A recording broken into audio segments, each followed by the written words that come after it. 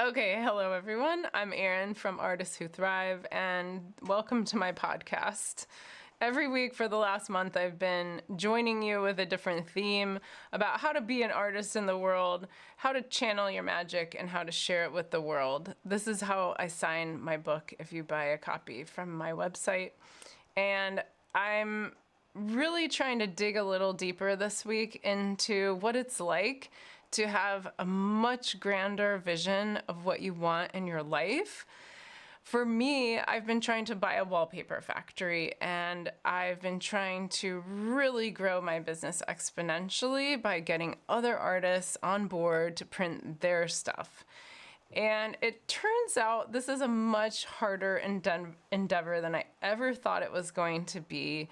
Number one, because the machinery was sabotaged by the former owner. Number two, because the real estate has become exorbitantly expensive to rent. And I'm starting to rethink this whole entire concept after months and months pouring my energy into figuring out how the hell am I going to grow my business to this new arm of Relativity Textiles.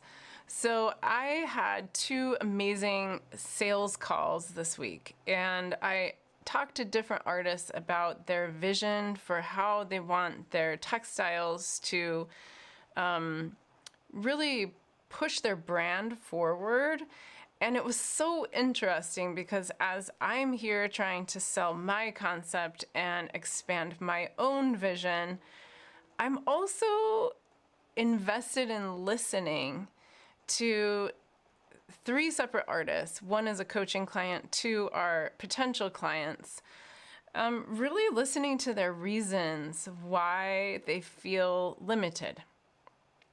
So it gets into a topic of limiting beliefs, and the opposite of that is really envisioning full scale what your magic could be doing out there in the world if you just allow your authentic, heartfelt, sincere gifts be at the forefront.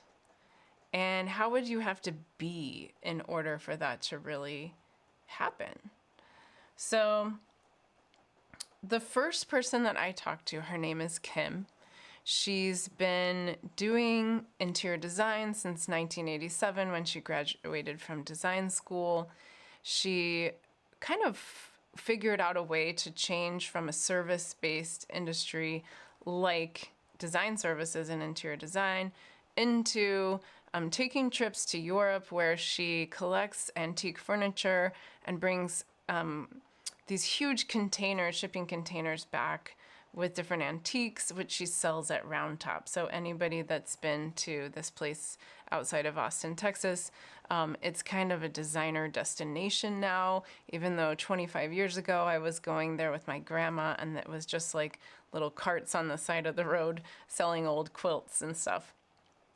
So now Round Top is very popular, and Kim has her own showroom there where she sells tons of furniture, and she's very successful doing so. But she also has a textile line, and she has for about 7 years had about 5 to 10 patterns that she sells periodically, some fabric, some wallpaper.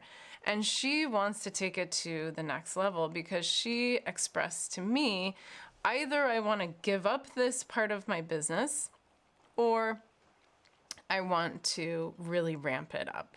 And so in our sales call, which I told her I wanted to present her with an option to work with me exclusively to do what's called the 6-month to launch program. It's something that I don't offer to everyone. I do offer printing services, so if someone wants to make one roll of wallpaper or get a couple samples done, I've done that for many artists. But the 6-month to launch program is for someone who is really ready to financially invest in their textile business and wants things done for them.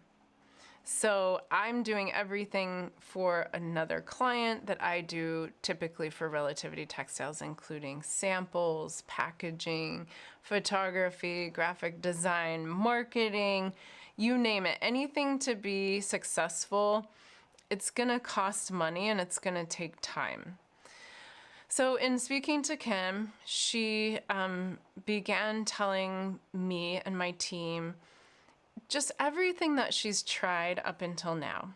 Up until now, she's done show houses, and she was featured in Traditional Home magazine, and she felt this overwhelming sensation like this is going to be successful. But she really wasn't seeing the sales to justify that true knowing, oh my gosh, okay, this is successful. It's worth the effort put in.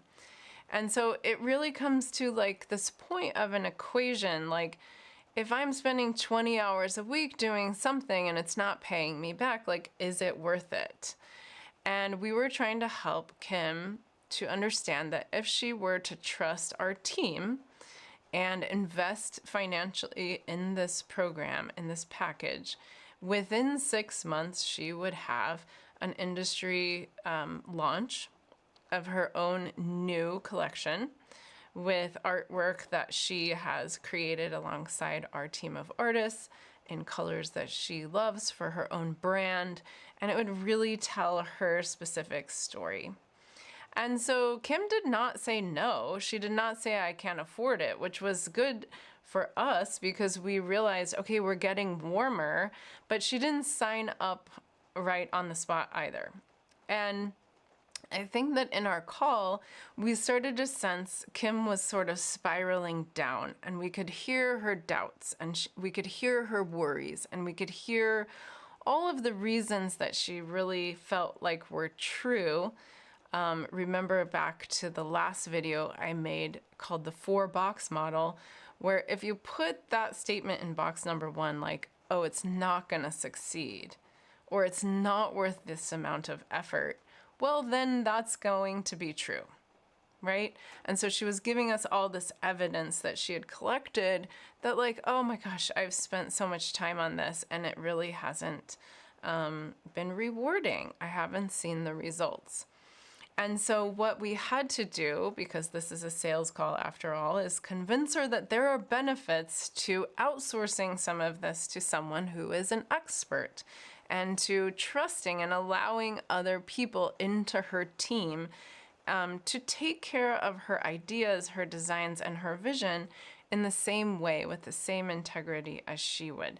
So we had to pull her from that downward spiral back out and say, what would be possible if you weren't so focused on fill in the blank, right? Like all what she's tried. I've tried everything. I've tried so much and I still haven't seen the result that I wanted. And this is a very common experience for artists. I hear things like this all the time. Like, oh, well, I posted all of my work on Etsy and I didn't get any sales. Or I put all of this ad spend into Facebook and Meta and I still didn't see any conversions. And so we wonder, is it something wrong with me? Is it something wrong with my strategy? Is it something wrong with my product? And really, guys, the answer is no. It's not something wrong with you. It's not something about your art. It's not like there's some other artist out there with all of this magic and she's out there manifesting. And it's like a mystery why she's successful. It's not. It's just that there's a strategy for getting to your target. It's lovely to have goals. It's lovely to be able to envision and visualize. It's lovely to make an inspiration board. But if you do not have an action plan for how to get to that target, and if you do not trust that you will eventually get there with intermittent effort, if you don't believe it's possible, well then, by God, no matter how much money you spend, no matter how many sales calls you go on, nothing quite sticks and you just don't know why. So we were in the effort of trying to allow Kim to imagine what if you were supported 100%? What if you had the assistance that you needed to get there? What if you had a team of experts behind you? What if you had the ability to financially afford this? What would it free you up to focus on instead? And this is a coaching script that I learned when I was becoming a coach, and it rings true even when I'm in a sales role trying to make my vision come to life for my wallpaper factory and my larger business.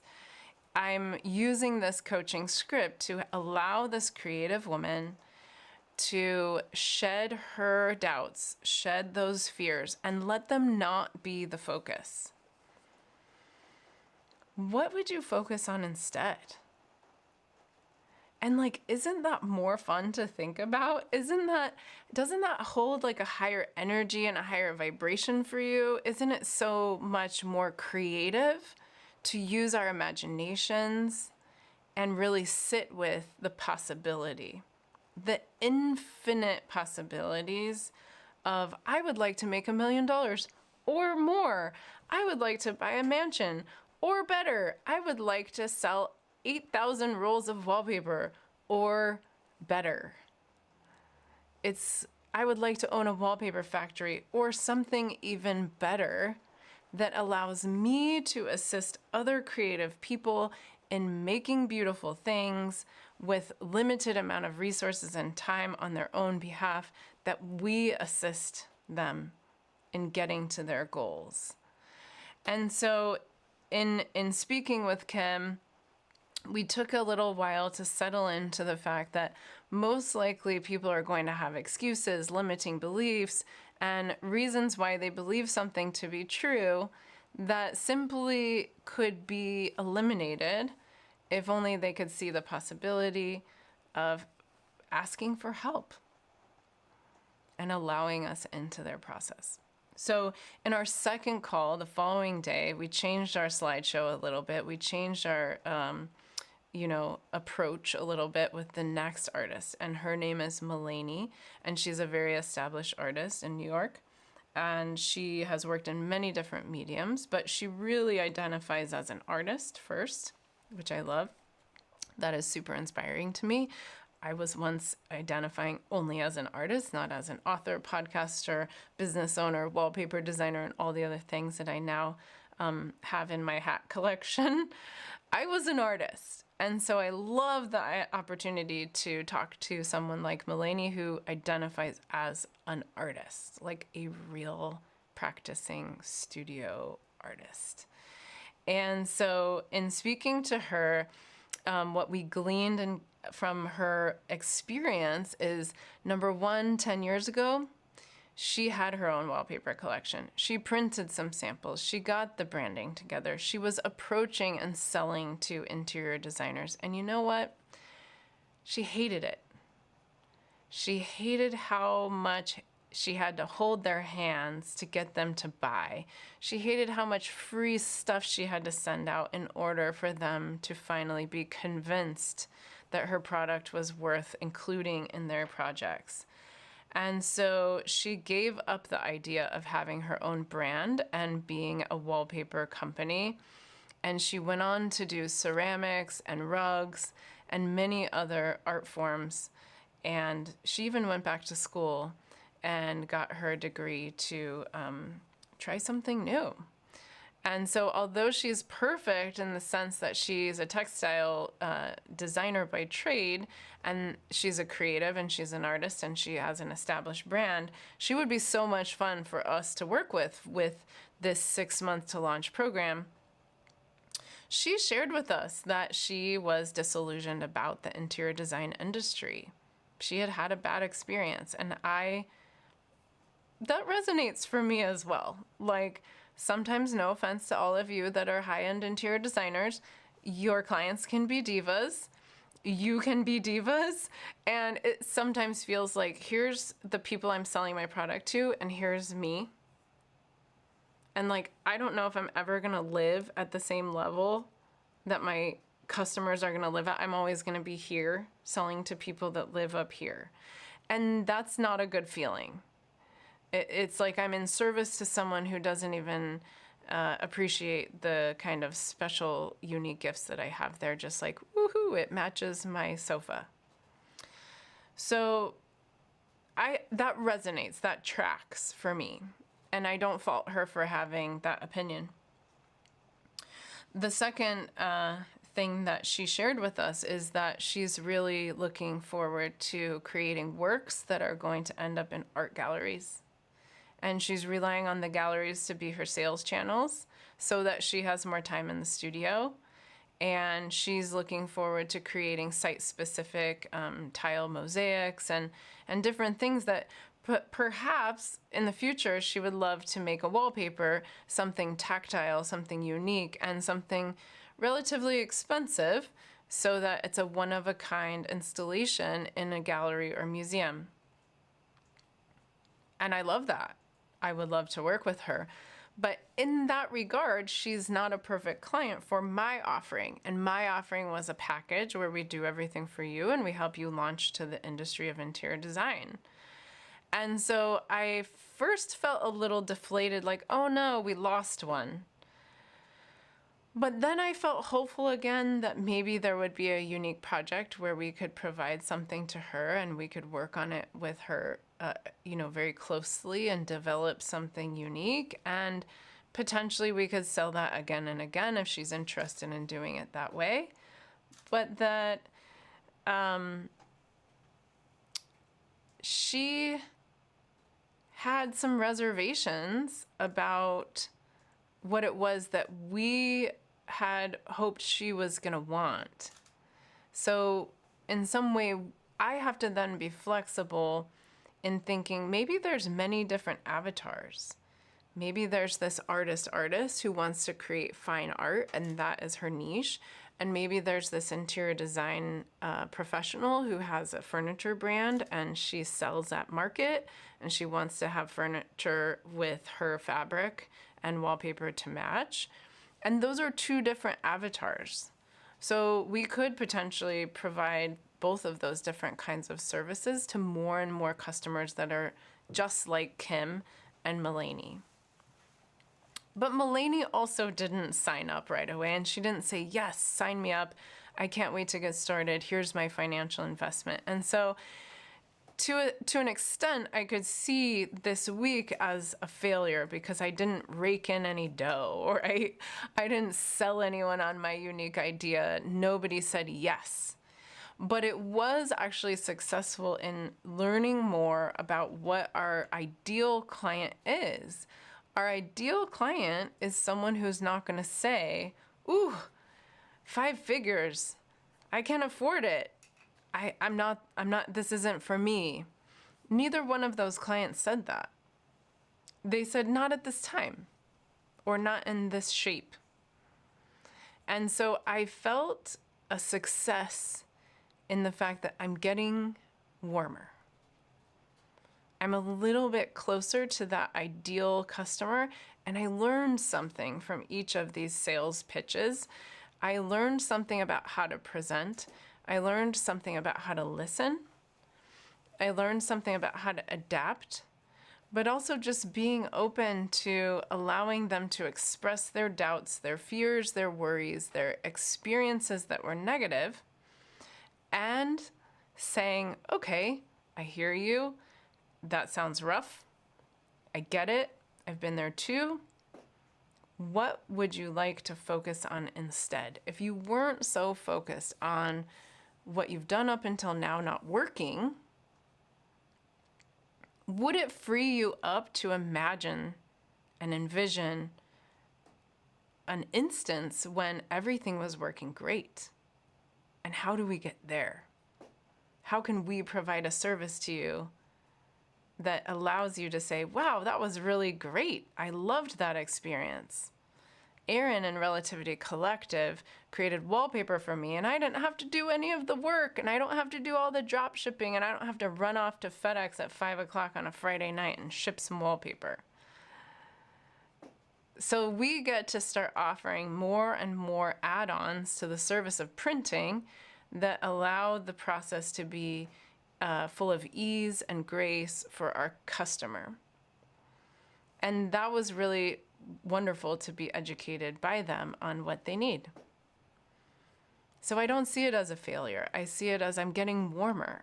I'm getting better at what I want to do. I'm able to serve. I'm able to give more, knowing. Or I could say, okay, great. I got these 2 amazing conversations with these wonderful women. Neither of them signed up, but that's okay because they're not the ideal customer for me.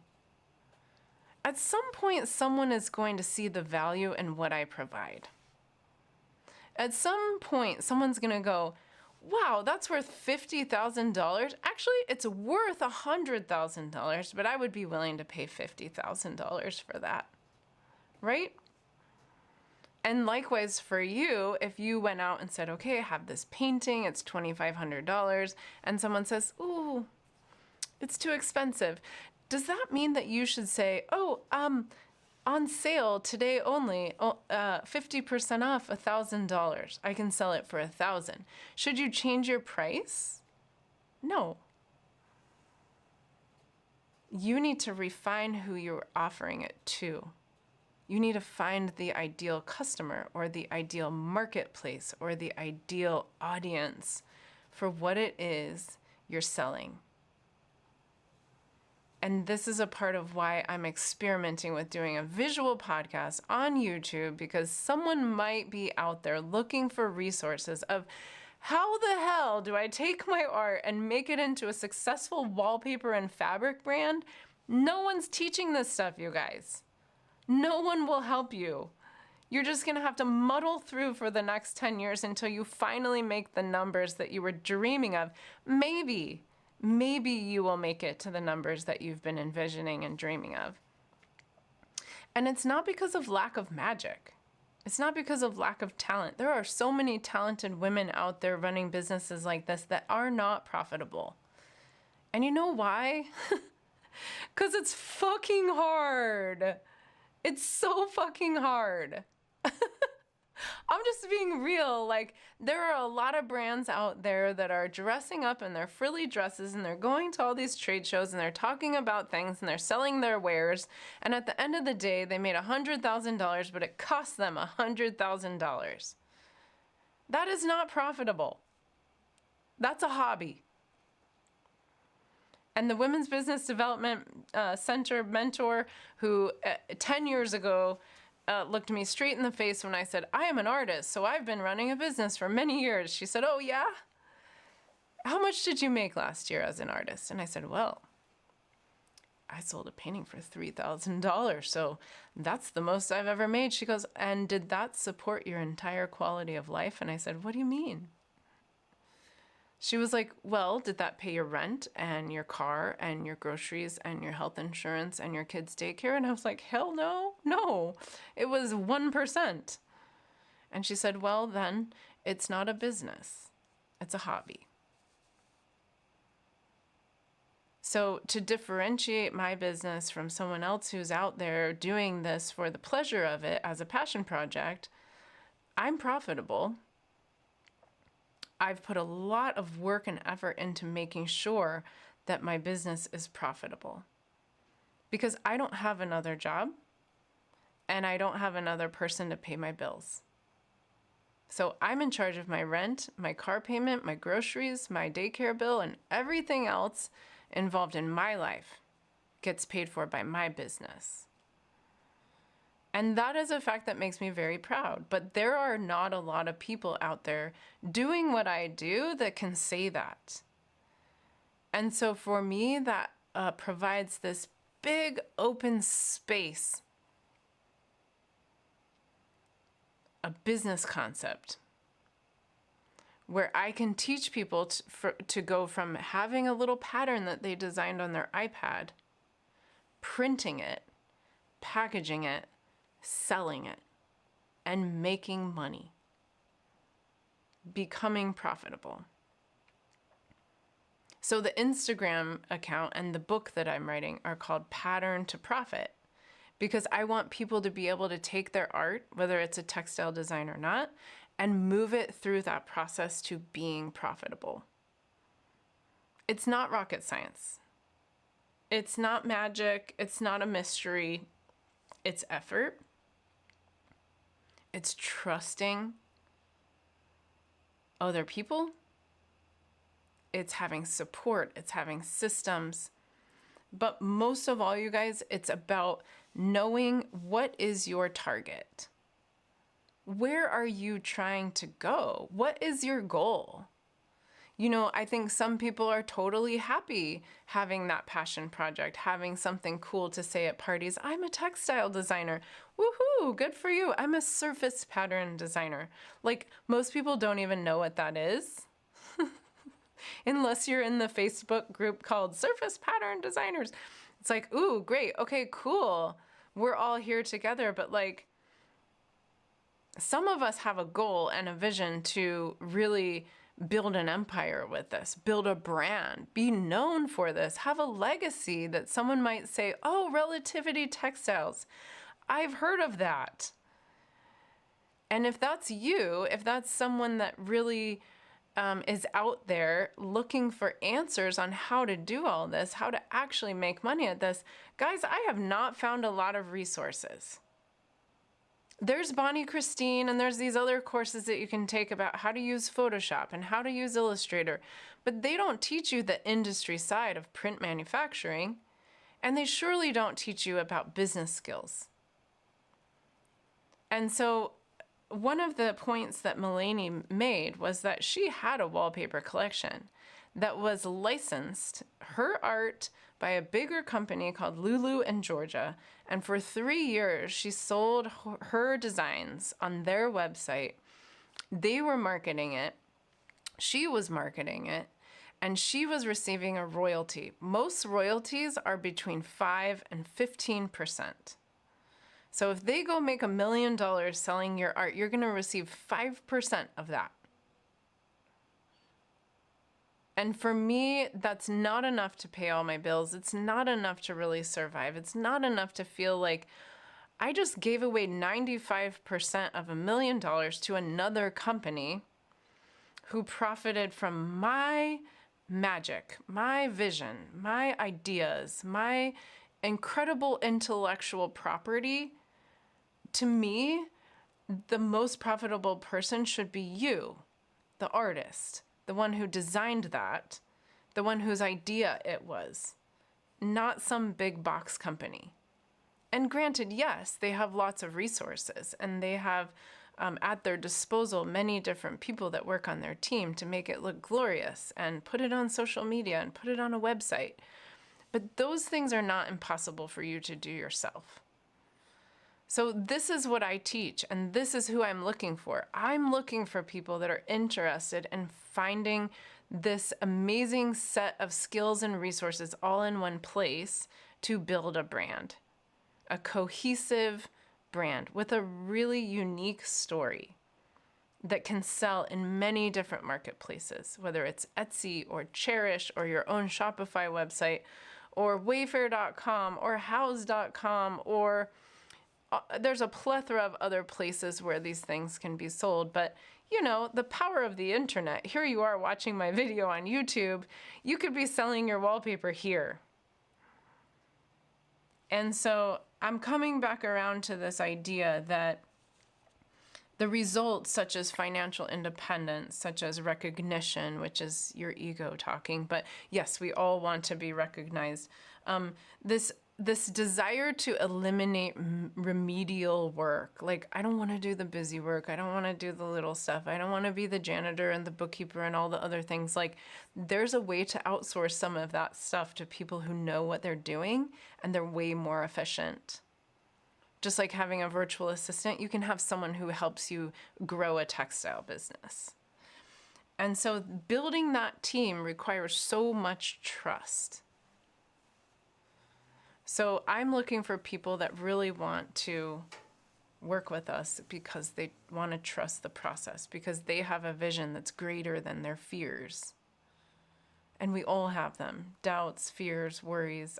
I have them too. Everyone does. But if I could have found me 10 years ago, I would have paid me $1 million. But I had to figure all those steps out, and it took a very long time. So without knowing the goal and without having a vision, it's like trying to shoot that arrow I talked about, but you're just shooting it into space. If you don't have a target that you're looking at, and if you don't know exactly how far away it is, and if you don't know exactly the velocity that you need to get there, you don't have a strategy to reach your goal. You first have to have the goal. You have to see the target. And the last thing I will mention is I had a visit with one of my coaching clients. We went out for lunch. It's going to be the culmination of 10 months working together by the end of December. She's almost made it a year into this process. And she's said many times, if I would have listened to my doubt and worry, I probably would have quit in the first 3 months of coaching with you. And I wouldn't have gotten to here. She's practicing art making in her studio almost every day. She's made such tremendous strides in her technique and skill. And she's challenging on a weekly basis with me in an hour-long session those doubts, those limiting beliefs, the things that are holding you back might be a lot deeper. Like you might actually be afraid of success. It sounds stupid. We're like afraid of failure, but what if you're afraid of succeeding? So my coaching client was a bit afraid to shed some layers of her identity, like old her. And I said, identity is like a collage. You're constantly adding new layers on top. And yes, what we see generally is the top layer. But embedded underneath that layer somewhere are the old pieces of you. You don't have to get rid of them. You don't have to move on. You don't have to bury them. You don't have to have a funeral for them. Like, that's very dramatic. What if you can keep all of the yous, the old you, the recently departed you, the new you, the you want to be? What if it can be all layered in there together? And I asked her, okay, so you want to sell your work. Like, what are you doing or not doing that's getting you the result? Like, you're not selling anything yet. She's like, well, I'm not talking about it. And I was like, okay, so here you are in this moment, realizing that you need to be the salesperson. You're being hired to be a sales rep for your own work. What does that look like? Like, what does that person dress like? Like, in some cases, you're going to have to be like a little bit of a shapeshifter. Like, here's me, Erin, and here's me in my studio. Oof, it's kind of chilly without that scarf. Okay, now I'm the salesperson. See? It's like, what kind of identity do you need to put on? You can always take it back off. Like, okay, I'm not the salesperson anymore. I'm just me, chilling with my earrings that are my book that you should go buy on Amazon. Oh my God, I'm always selling things, guys. You know why? I like money. I like money because money brings me a nice life. And when I have a nice life, I can even give away money to other people. I can do great things. I can do fun things. I can enjoy my life. And so I want people to see that that salesperson is like a promoter. I'm promoting myself. I'm not afraid to say who I am, what I want to do, what my vision is, what my magic is. I'm being authentic to the gifts that I was provided with when at birth I came to this planet Earth to share something unique. And I'm telling as many people as possible. So I'm coming full circle back to what I signed my book, Artists Who Thrive, is channel your magic and share it with the world. I don't say channel 10% of what you could possibly call magic and share it with 3 people. So if you posted it on Etsy and nothing happened, keep going.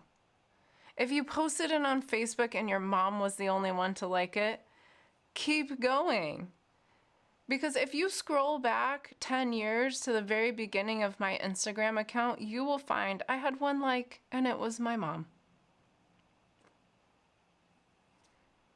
And eventually it becomes something with consistent effort in the direction of your vision. Somehow I've never had a hard time with envisioning. The minute I had an idea in my head that I was going to write a book, I sat down and I didn't stop until it was done.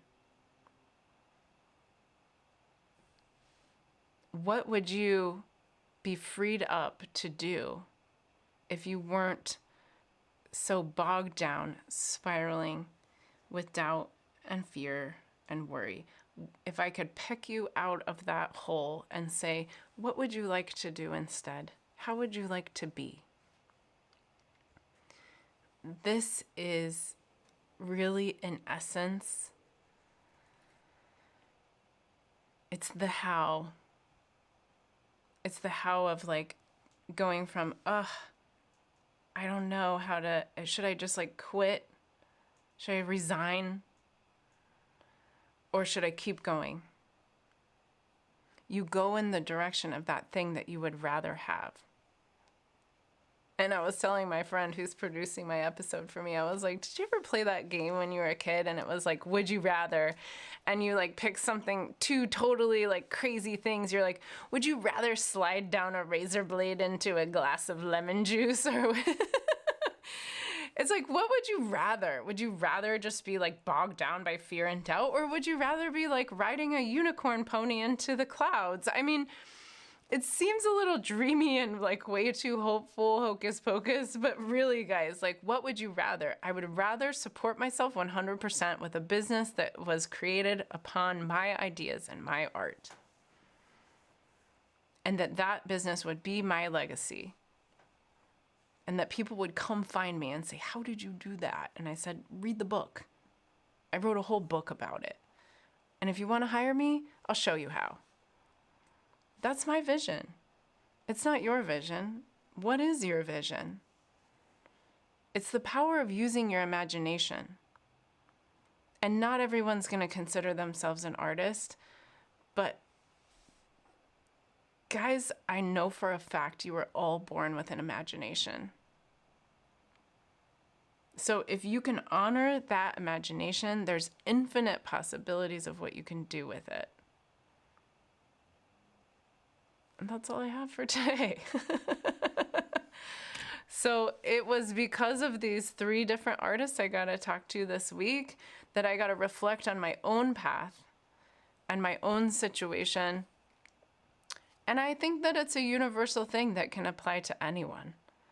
It's really about, just first you got to visualize it, then you got to trust that it's possible.